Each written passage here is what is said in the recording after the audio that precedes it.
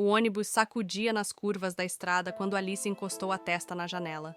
O vidro estava frio e o reflexo mostrava um rosto cansado, mas cheio de esperança. Depois de anos lutando para terminar a pós-graduação em psicologia, ela finalmente estava voltando para casa. Ou quase isso.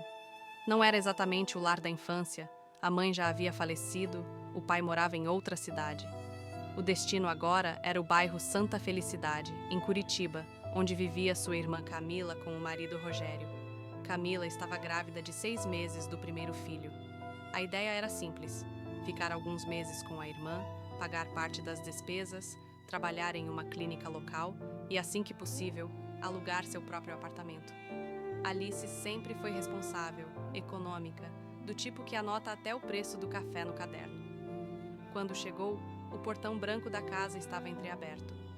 Camila apareceu sorrindo, com a barriga arredondada e os olhos brilhando.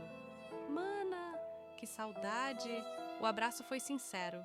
Rogério veio logo atrás, com aquele jeito extrovertido de quem tenta agradar a todos. Seja bem-vinda, cunhadinha. Aqui é sua casa. Nos primeiros dias, tudo parecia um sonho. Alice ajudava nas compras, cozinhava, limpava a casa e ainda contribuía com parte do aluguel, mesmo quando Camila dizia que não precisava.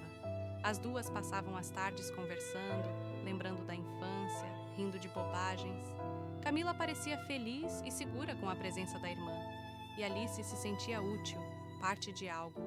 À noite, quando Rogério chegava do trabalho, o clima era de família. Eles jantavam juntos, falavam sobre o bebê que estava chegando, e Alice sentia que estava no lugar certo. Mas as pequenas rachaduras começaram discretas. Primeiro, olhares. Depois, comentários sutis de Rogério. Você ficou mais bonita depois da faculdade, hein? Alice ria sem graça, tentando mudar de assunto. Certa vez ele tocou de leve o ombro dela quando passou pela cozinha. Alice recuou, desconfortável. Não falou nada. Não queria problemas, especialmente com Camila tão sensível. Mas o desconforto cresceu. Às vezes, ela sentia os olhos dele sobre si, observando enquanto estendia roupas ou lavava a louça. Começou a se trancar no quarto, a evitar conversas longas. Até que uma noite mudou tudo. Era quase meia-noite. Alice estava no quarto, deitada, quando ouviu vozes alteradas na sala. A curiosidade e o medo a fizeram levantar devagar e se aproximar da porta. Camila chorava. Rogério falava alto, nervoso. Eu não aguento mais essa situação. A Alice vive me provocando. Você acha que eu não percebo? Ela me olha diferente, Camila. O sangue de Alice gelou. Camila, aos prantos, respondeu. Não pode ser, Rogério. Ela é minha irmã. Pois é, mas ela vive dando em cima de mim.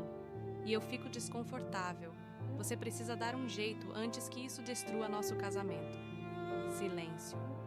Um silêncio que pareceu eterno. Depois, o som que Alice nunca esqueceria. O choro da irmã virando grito. Eu não acredito! A minha própria irmã! Alice se afastou, tremendo. Queria sair correndo, mas as pernas não obedeciam. Sentiu o chão sumir. Na manhã seguinte, Camila não falou com ela. O olhar, antes doce, agora era de gelo. Os dias seguintes foram um inferno silencioso. Portas batendo, pratos jogados com força na pia, olhares atravessados, até que veio o confronto. Camila entrou no quarto sem bater, o rosto vermelho. Você acha que eu sou idiota? Que eu não percebo o que você quer? O Rogério me contou tudo. Alice, confusa, tentou explicar. Camila, pelo amor de Deus, ele está mentindo. Eu nunca. Chega! Eu não quero ouvir. Sai da minha casa. As palavras foram facadas. Alice tentou argumentar, implorar, mas Camila gritou mais alto, o rosto tomado por lágrimas e raiva. Eu te acolhi, te ajudei, e é assim que você me paga? Você destruiu a minha confiança. Alice arrumou as malas com as mãos tremendo. Cada roupa colocada dentro era uma lembrança sendo rasgada. Quando passou pela porta, olhou uma última vez para a irmã, mas Camila desviou o olhar. A rua estava fria, escura. Alice entrou no carro e ficou parada por longos minutos, sem conseguir dar partida. Depois chorou. Chorou até não sobrar ar. A partir daquela noite, o carro virou casa O banco virou cama e o silêncio virou companhia. A primeira noite foi a pior. Alice estacionou o carro em uma rua lateral próxima à rodoviária, um lugar movimentado o bastante para que ela se sentisse menos vulnerável. Deitou o banco o máximo que pôde, cobriu-se com um casaco velho e fechou os olhos, tentando acreditar que aquilo era apenas um pesadelo. Mas o frio de Curitiba cortava como lâmina. O barulho distante de ônibus, buzinas e passos apressados a lembrava de que ela não tinha mais lar. Ela tentou dormir, mas o corpo doía. O coração doía mais ainda. Nos dias seguintes, a rotina virou sobrevivência. De manhã, lavava o rosto e escovava os dentes em banheiros públicos. À tarde, trabalhava no estágio da clínica, sempre sorrindo, sempre fingindo normalidade. Nenhum colega desconfiava que, à noite, ela voltava para aquele carro pequeno e úmido para tentar descansar. Guardava o crachá na bolsa, reclinava ao banco e se cobria com o casaco. Às vezes, acordava assustada com pessoas passando perto demais. Outras, com o barulho da chuva batendo forte no teto do carro. Ela vivia de café e pão de padaria. E da esperança. A esperança teimosa de que aquilo seria temporário.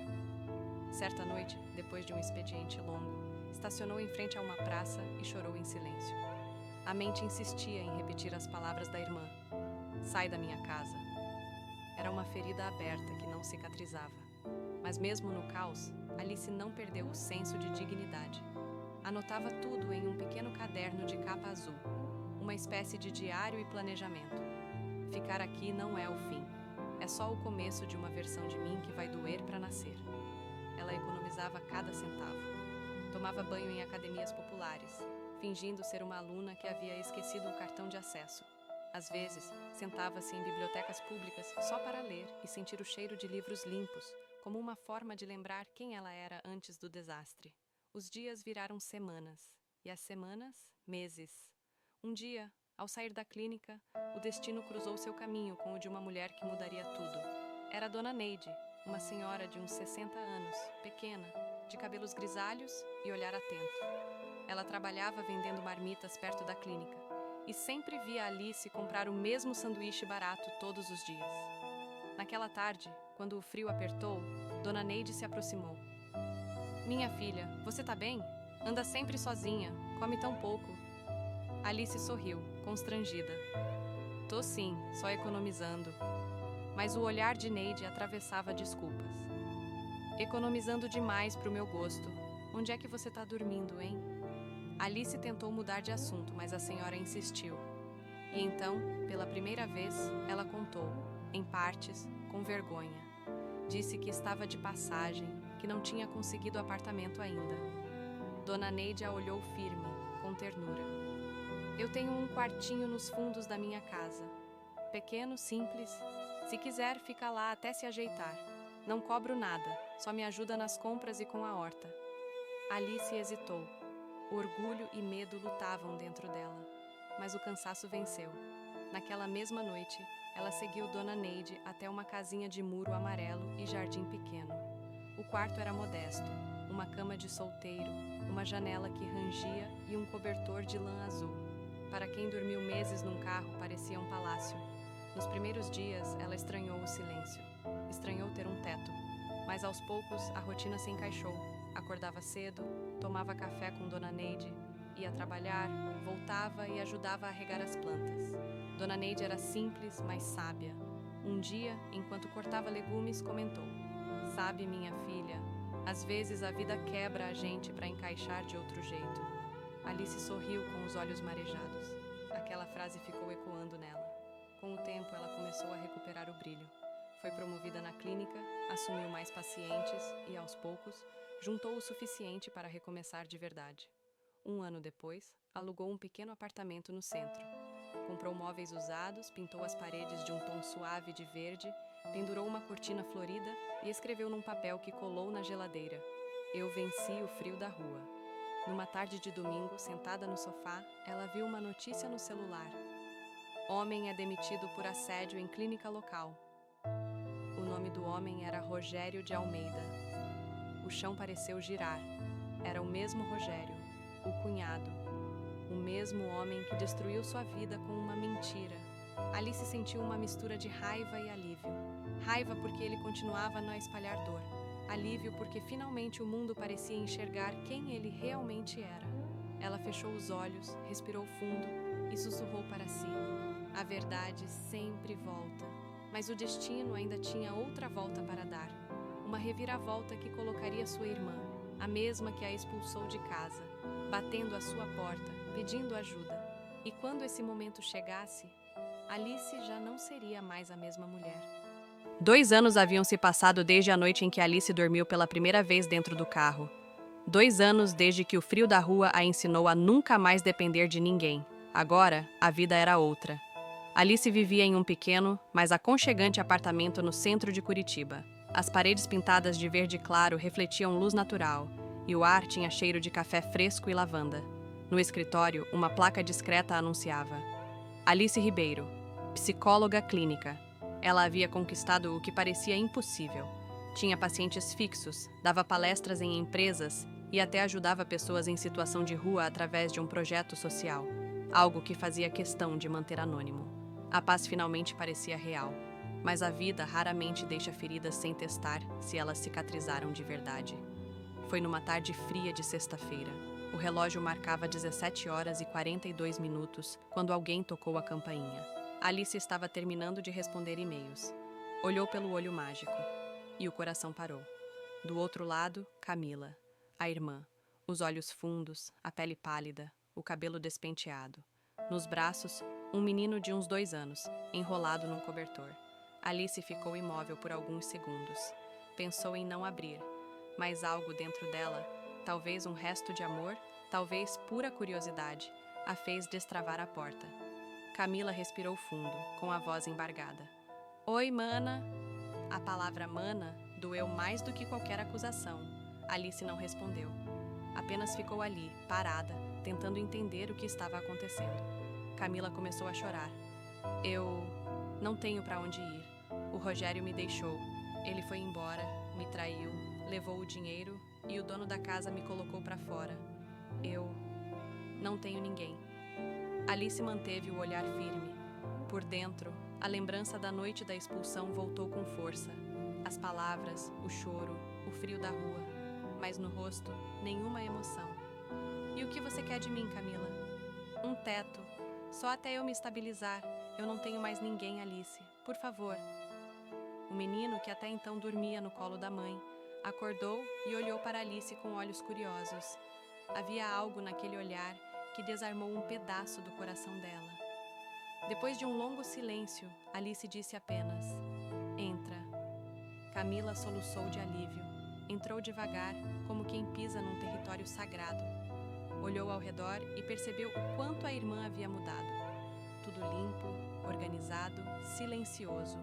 O oposto da casa caótica que ela tinha com Rogério. Alice preparou o café. As duas sentaram-se à mesa. Nenhuma palavra. Apenas o som da colher batendo na xícara. Até que Camila, entre lágrimas, começou a falar. Eu não dormia há dias pensando se você ia me receber. Eu sei que não mereço estar aqui. Eu sei o que te fiz, Alice. Mas o Rogério mentiu.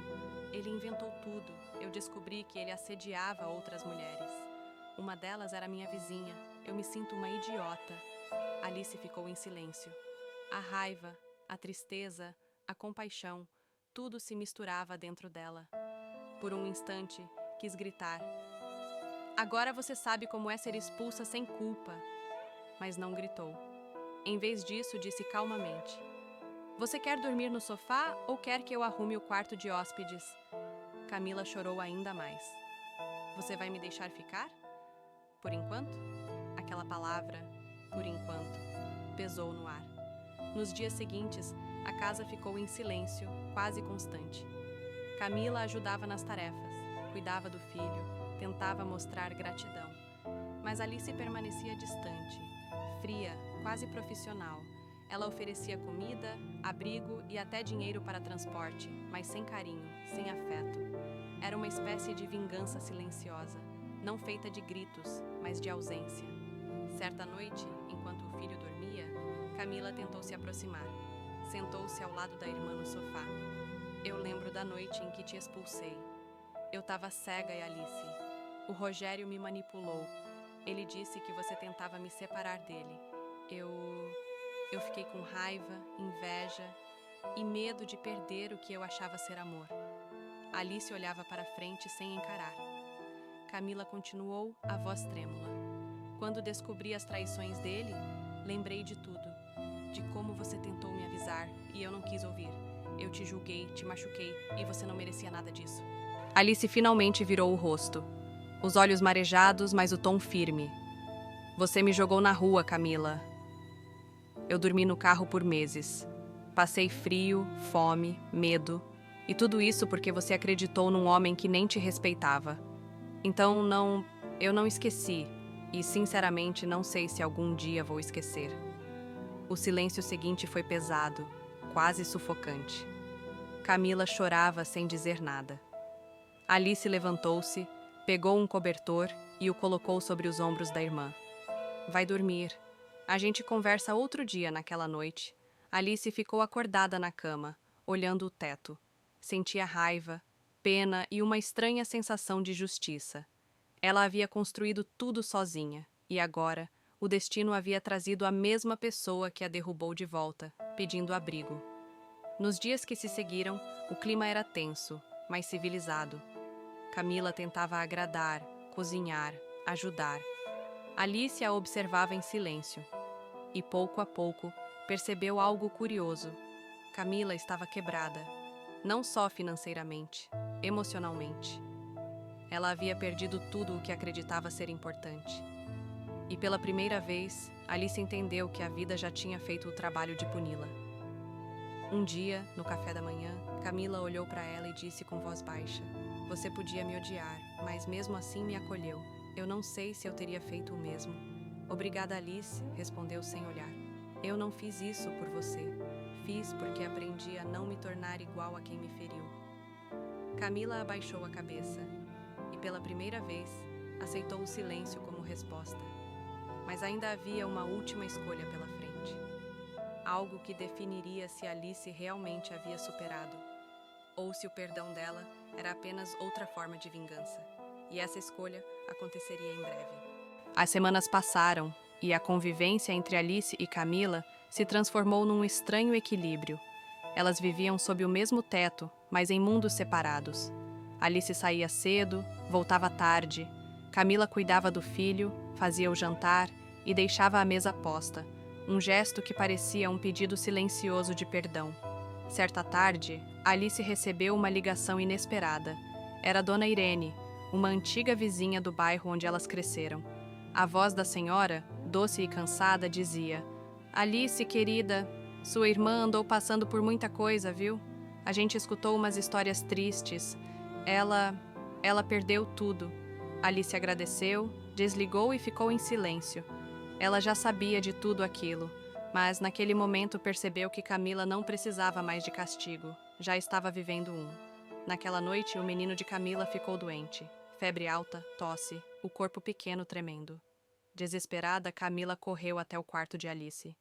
Alice, me ajuda, pelo amor de Deus, ele tá com muita febre. Sem pensar duas vezes, Alice pegou o menino nos braços e o levou direto para o hospital.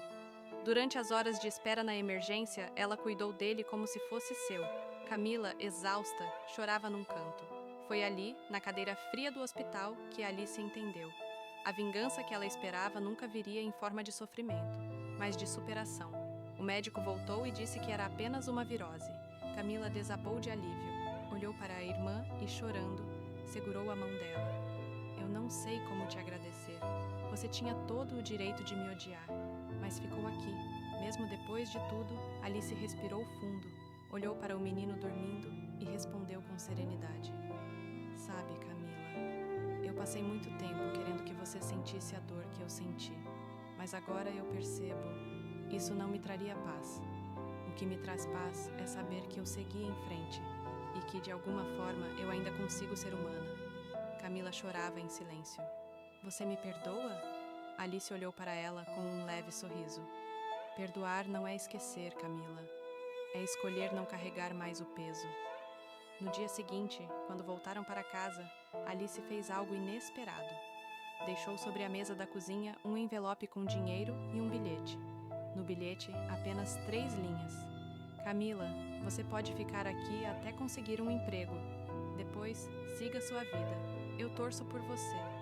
De verdade, Camila encontrou o bilhete e chorou novamente, abraçada ao filho. Alice, nesse momento, estava do lado de fora, observando pela janela. Sorriu discretamente, virou as costas e saiu para trabalhar. Enquanto caminhava pela rua, o sol nascia, dourando os prédios e iluminando seu rosto. Ela sentia que algo dentro dela finalmente havia se curado. A vingança de Alice não foi feita de ódio. Foi feita de dignidade, empatia e paz. E no fundo, talvez esse tenha sido o castigo mais silencioso e mais poderoso de todos. Se você ouviu essa história até o final, parabéns. Você acompanhou uma jornada de dor, perdão e recomeço. Não esquece de se inscrever no canal, deixar o seu like para apoiar nosso trabalho e comenta aqui embaixo de qual cidade você está ouvindo essa história. Até a próxima história. E lembre-se, às vezes, a melhor vingança é apenas seguir em frente.